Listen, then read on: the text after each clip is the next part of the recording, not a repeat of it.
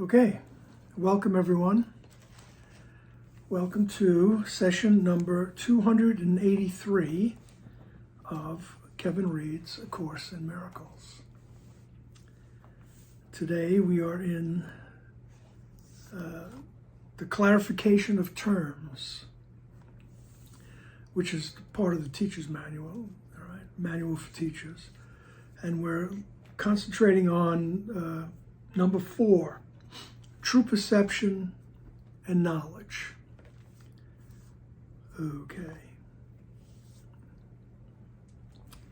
So we'll just begin.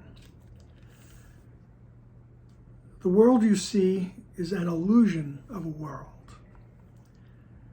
God did not create it, for what he creates must be eternal as himself. Yet there is nothing in the world you see that will endure forever. Some things will last in time a little while longer than others, but the time will come when all things visible will have an end. Okay. Just another Boomer musical reference, right? All things will pass, George Harrison. All things will pass away.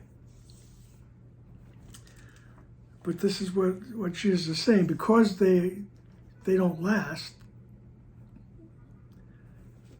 the Creator could not have made them.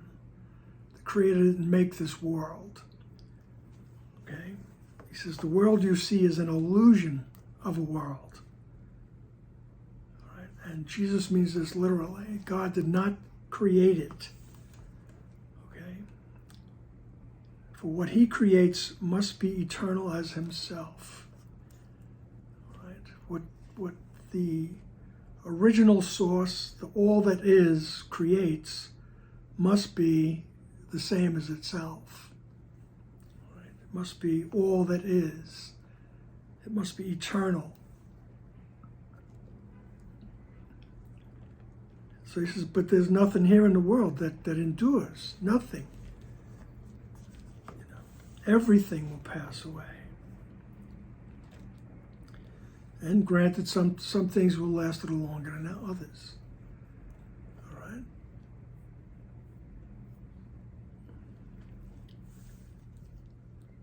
Some things will last in time a little while longer than others. But the time will come when all things visible will have an end. Right? So this world is an illusion, a dream. Right?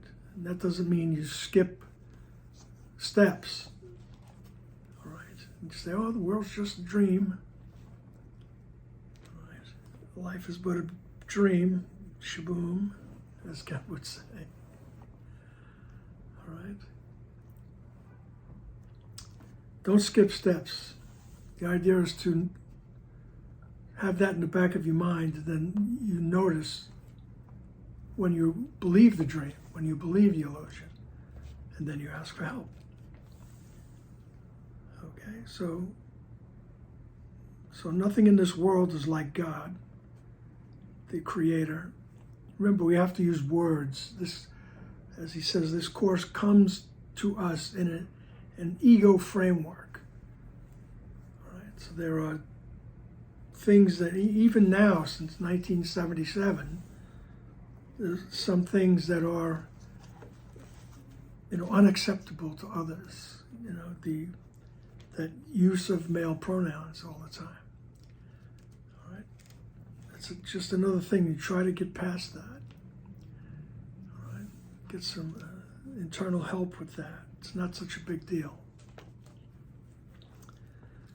All right. Paragraph 2. The body's eyes are therefore not the means by which the real world can be seen. For the illusions that they look upon must lead to more illusions of reality, and so they do. For everything they see not only will not last, but lends itself to thoughts of sin and guilt. While everything that God created is forever, is forever without sin, and therefore is forever without guilt. All right? So the body's eyes, all right, all our senses, all right, that's not the means by which the real world can be seen. The real world will be seen with the mind's eye, so to speak. All right? There'll be a different interpretation of the world.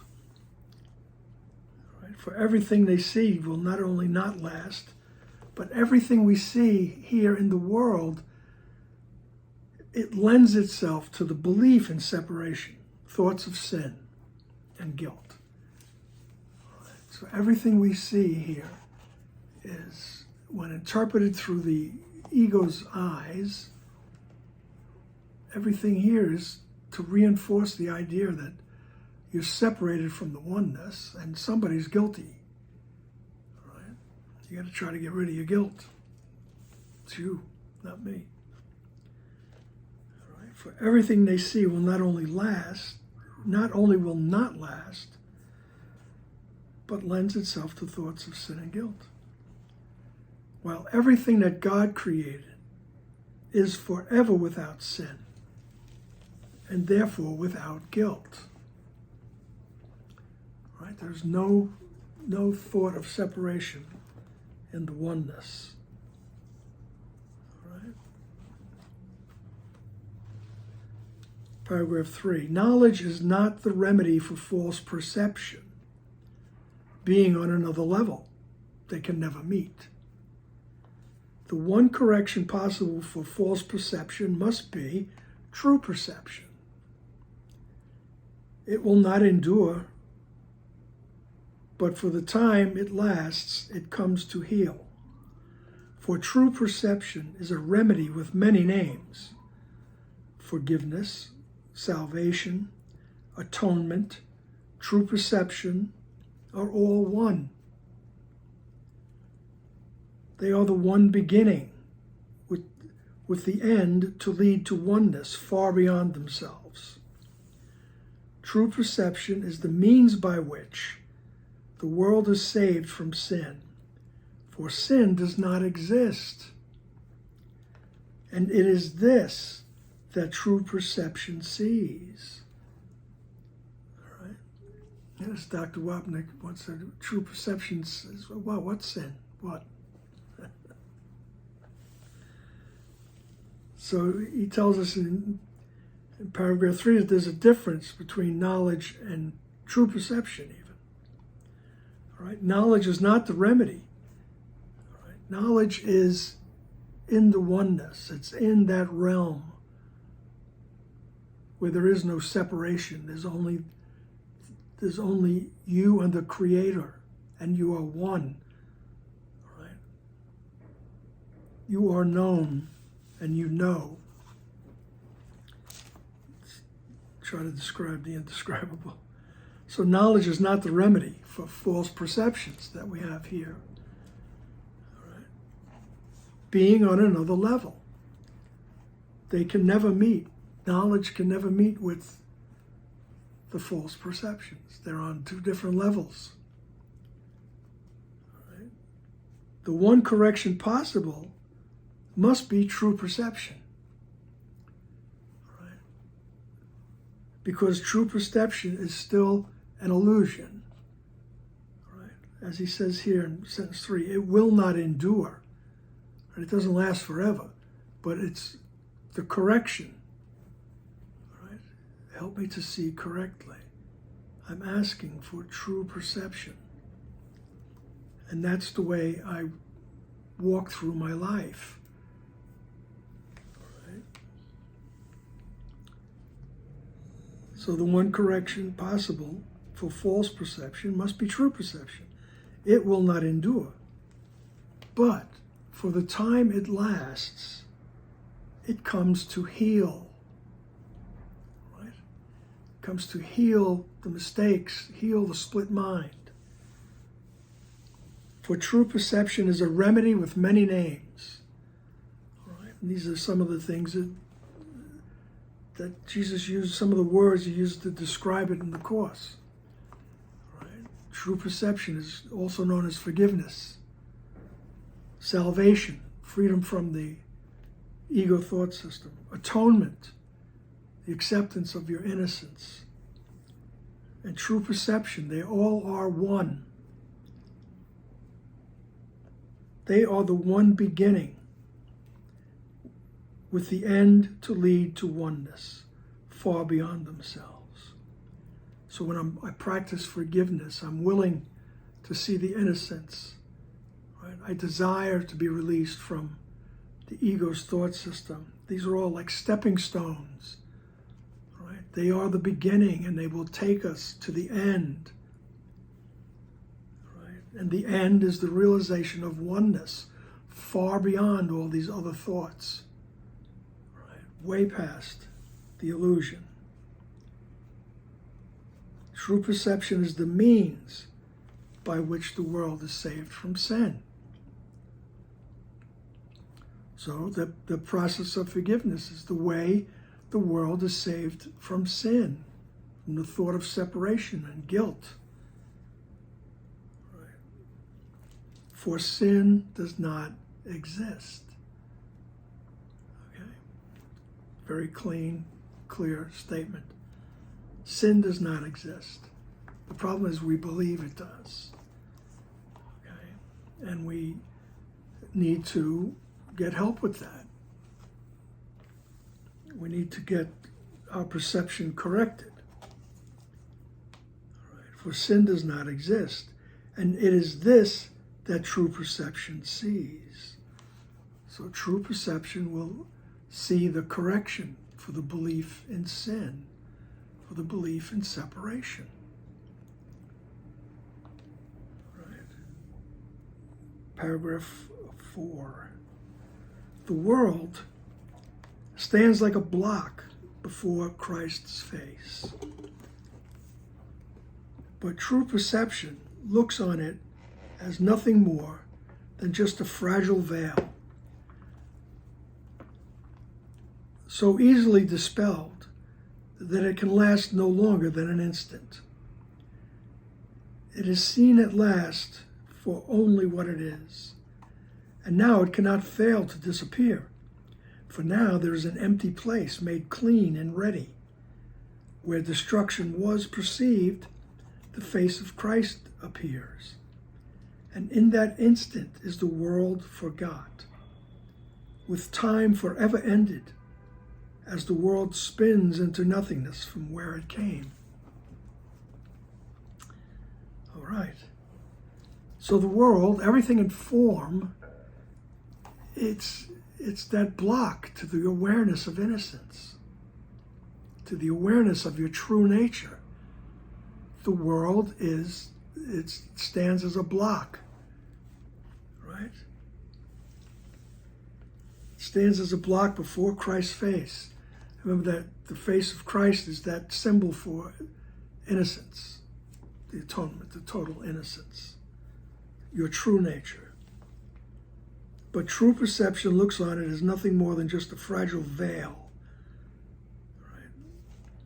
So true perception looks at the world just a fragile veil that can be lifted. Right? It can be easily dispelled. And it can last no longer than an instant. All right? We're the ones that think time goes on and on. It's such a long time. Right? But he says in an instant, this could all disappear. But that's what's frightening to us. That's why we take little steps. Right? The idea of existing in the abstract, existing without a form. It's just hard to deal with. So I have to take it in little steps. Little steps. Right? So the world will be seen for what it is. As we practice forgiveness, the world will eventually be seen for what it is. an illusion, a ploy by the ego thought system, trying to prove that we're separated and therefore guilty. So paragraph 4, sentence 5, where destruction was perceived, the face of Christ appears. Right? So where destruction, say like the destruction of heaven, the destruction of who you really are, right? Where that was, the face of Christ appears. Your true nature, your innocence rises up in your awareness. And in that instant, the world is forgot.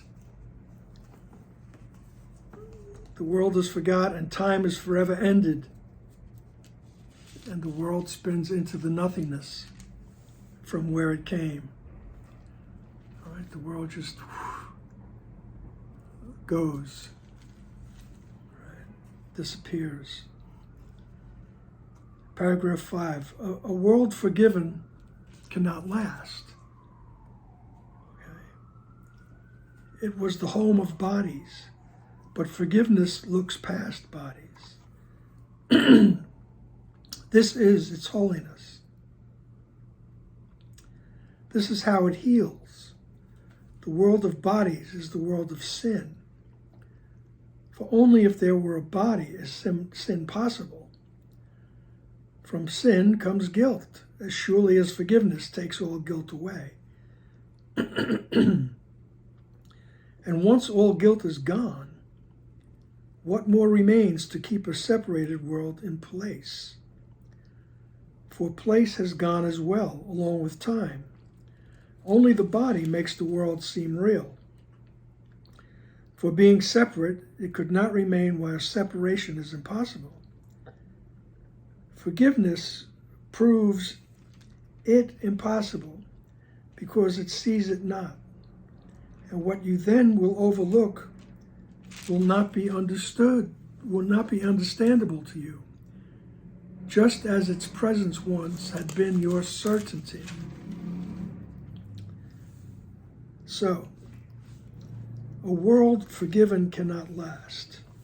So once our interpretation of the world is corrected, it won't be long before the world just disappears, as he says, into the nothingness. So a forgiven world cannot last, right? Because the guilt is gone. And it was the home of bodies. Right? But forgiveness looks past bodies. Right? Doesn't deny. While we're here, we don't deny the body. But what we're doing is we're looking past it. Looking past the body to the fear and the guilt, and then look past that to the innocence. Right? We look on this body that's acting out, whether it's mine or yours, right? And we ask to see it correctly, which is being willing to look past the form and go all the way to see the innocence. And on the way to the innocence, you'll understand why the body does what it does. It's fear and guilt, guilt and fear. The body does what it does because it believes it's separated from the oneness and it feels guilty about it, and then it feels it's going to be destroyed because of that. It's going to be retaliated against. And in order to get rid of the guilt, the ego tells us to project it onto everybody else or other things. Right? And that's what the world does. But once we have corrected perception, we see past the nonsense, right? Then the whole world is corrected and it has no more need to exist. All right? The world of bodies is the world of sin. For only if there were a body is sin possible. So, the world of form, that's where sin exists. Right? if there was no form, there was no body, sin would be impossible. There wouldn't be a separation. There wouldn't be a thought of separation. For only if there were a body is sin possible. Because that's the belief, that's the concretization, so to speak, of the belief in separation. And therefore, what comes right behind that is the guilt and the fear. And what we're trying to do is practice, or being willing to see past the form to the truth. All right? I'm willing to see the truth. I'm willing to see the innocence. Right?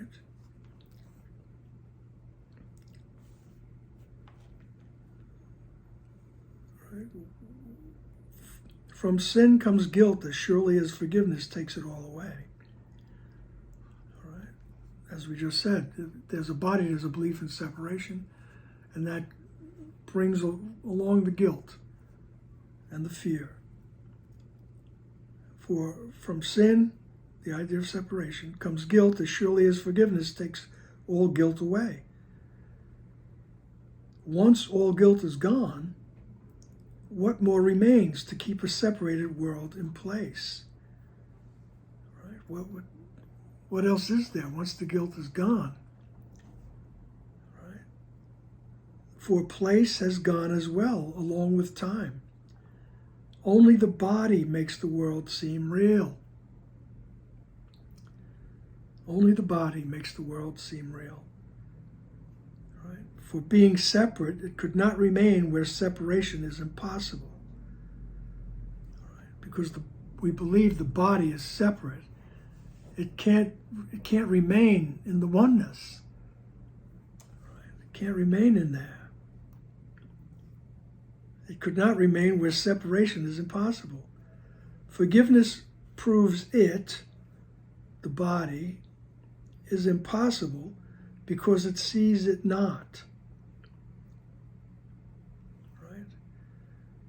And what you then will overlook will not be understandable to you. Right? So forgiveness proves that it is impossible because it sees it not. It's not that we don't see the body, we're not denying it, but as I say, we're being willing to look past the form. Right? We're being willing, show me the innocence, show me what the truth is. That's being willing to look past the body. All right? And that's the process of forgiveness. Forgiveness proves that it is impossible because it sees it not. Forgiveness goes all the way to the innocence. That's what forgiveness sees. And what you then will overlook, which is the body, will not be understandable to you. All right? You no longer even understand it. Wow, that was silly. Just as its presence once had been your certainty. So just as once the presence of the body made me sure that I was separated from God, now I won't even understand. Wow, why did I even think that? You know, I can't understand that.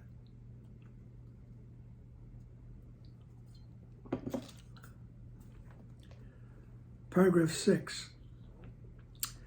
This is the shift that true perception brings.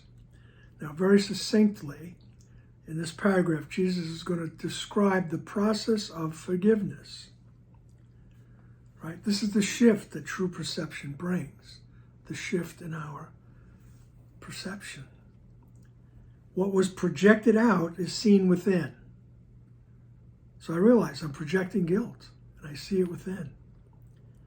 And there, forgiveness lets it disappear. All right. That's when I ask, help me, I'm willing, help me to see it correctly. For there, the altar to the Son is set, and there his Father is remembered. Here are all illusions brought to truth and laid upon the altar. What is seen outside must lie beyond forgiveness, for it seems to be forever sinful. Where is hope while sin is seen as outside? What remedy can guilt expect? But seen within your mind, guilt and forgiveness for an instant lie together, side by side upon one altar. There at last are sickness and its single remedy joined in one healing brightness. God has come to claim his own. Forgiveness is complete. Right? So that the first step of forgiveness is realizing that I'm projecting guilt. And I bring it in and I realize I'm projecting my own guilt. And I'm willing to see it differently. Right? And I ask for the help because I bring it to my mind, right? That memory of who I am, the Holy Spirit, Jesus, right? That unconditional love, the oneness, whatever you want to say, helps it to disappear. I see it differently. Right? For there, the altar to the Son is set. Remember in the Course, when he mentions the altar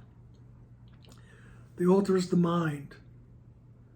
So in the mind, the Father is remembered. Right? And in the mind, here are all illusions brought to truth and laid upon the altar. Right? That's just another poetic way of saying I'm willing to see it differently. I'm willing to bring that projection of guilt back in. And I'm willing to see correctly. Here, all illusions are brought to truth and laid upon the altar. What is seen outside must lie beyond forgiveness, for it seems to be forever sinful. Right? So outside of my mind, outside the mind, is the world. So everything perceived in the world, can't be forgiven unless I change my mind. All right.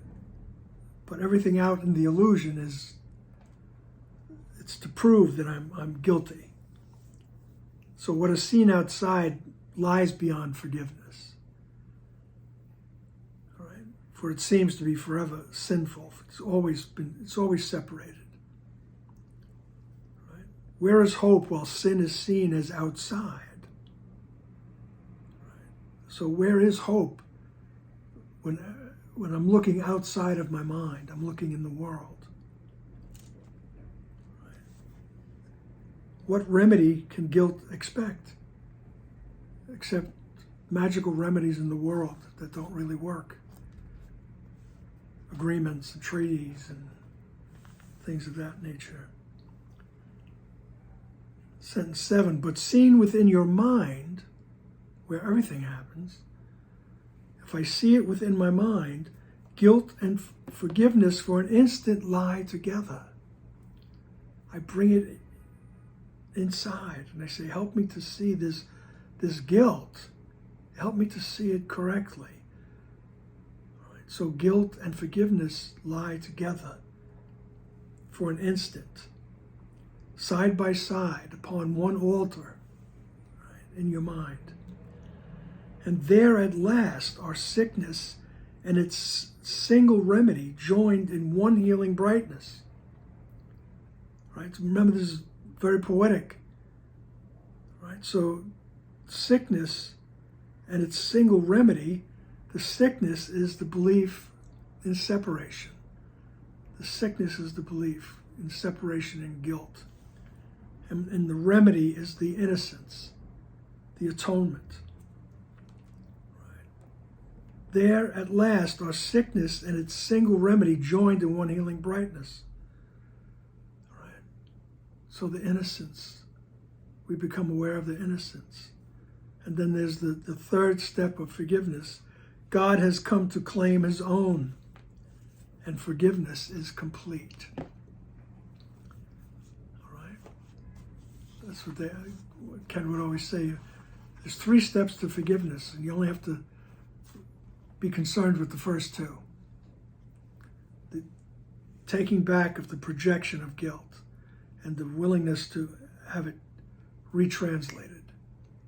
Right? And then, after we've done that, all right, then God just appears in our awareness. All right? That all that is appears in our oneness, in our awareness. All right?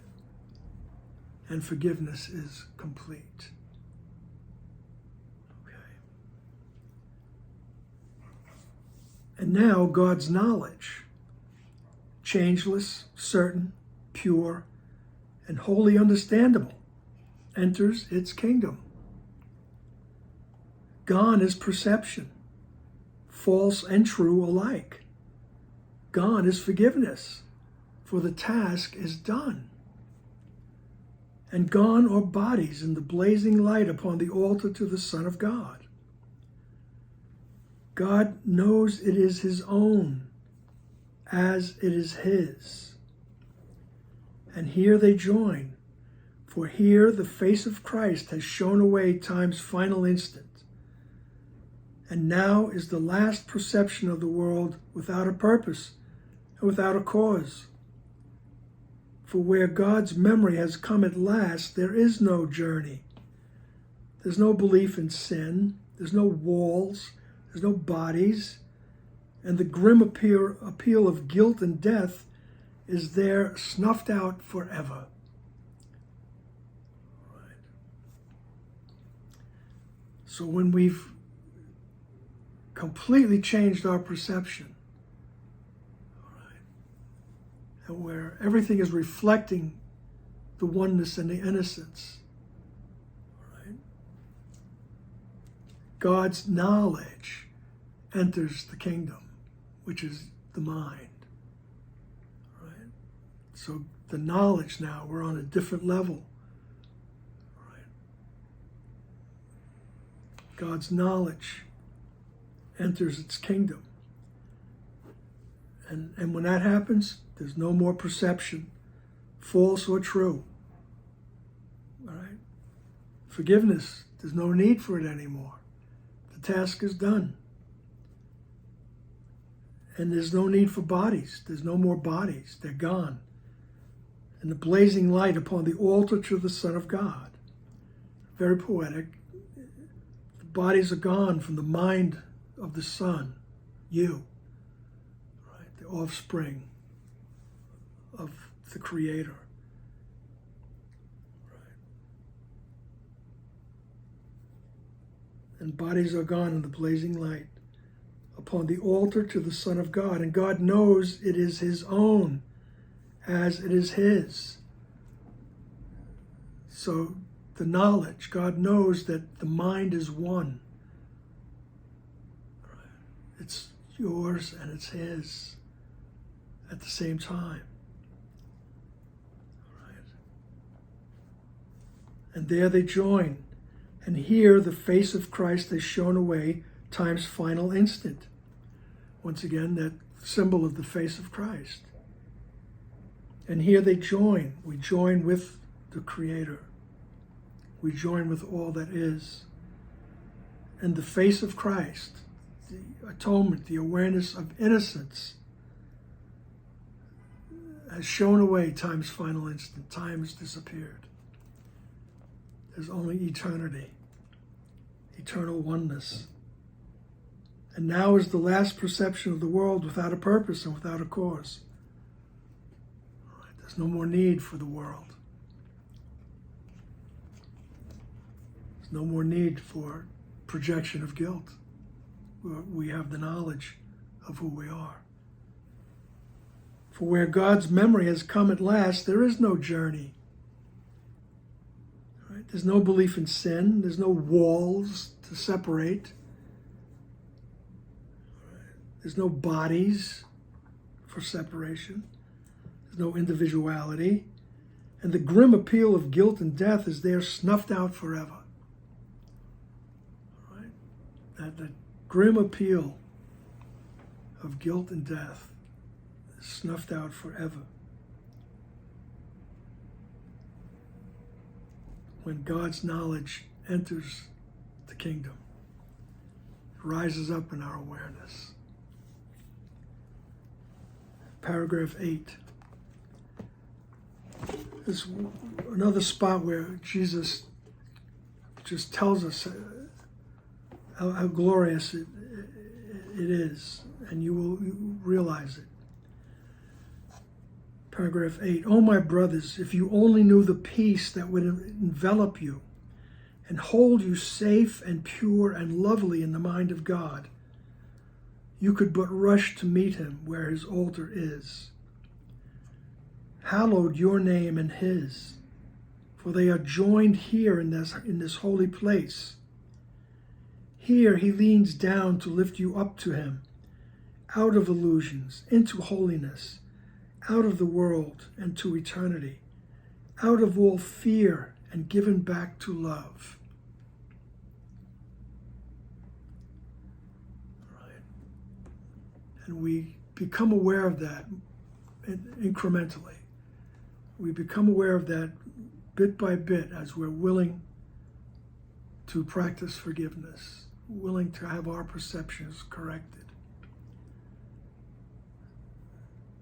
Because peace will envelop you and hold you safe. You'll be secure. There's nothing to fear. Right? And hold you safe and pure and lovely in the mind of God. Right? He says, if only you realize that, you would rush to meet him where his altar is, in the mind. Hallowed your name and his. Right? Your true self, your true name is holy. And his. And they are joined in this place. Right? In the mind. You join with God. And here he leans down to lift you up to him. Right? Out of illusions and into holiness. Out of the world to eternity, out of all fear and given back to love. All right. When we practice forgiveness, you will eventually become aware of being lifted out of all fear, right, and given back to love. All righty then. Thank you for helping me study, and I'll see you in the next session.